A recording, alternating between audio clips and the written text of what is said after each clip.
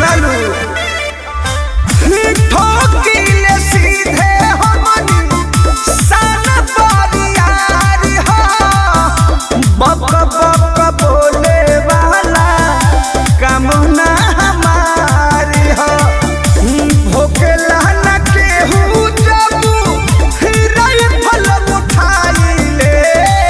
किसे रे हाई रानी हम अकेले फाड़ी जाइले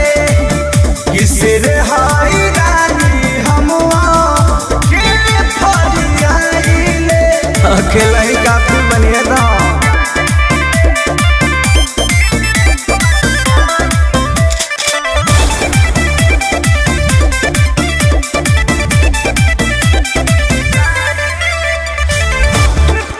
फरक केहू के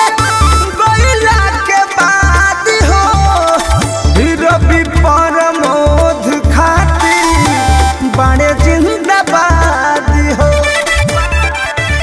ए करे जा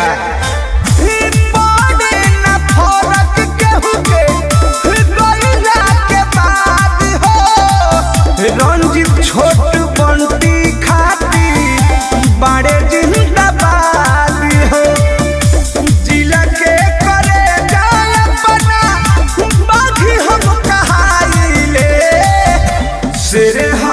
सोना हम अकेले फाड़ी जाइले किसे रे हाई सोना हम अकेले फाड़ी जवाना ही अपना जानो।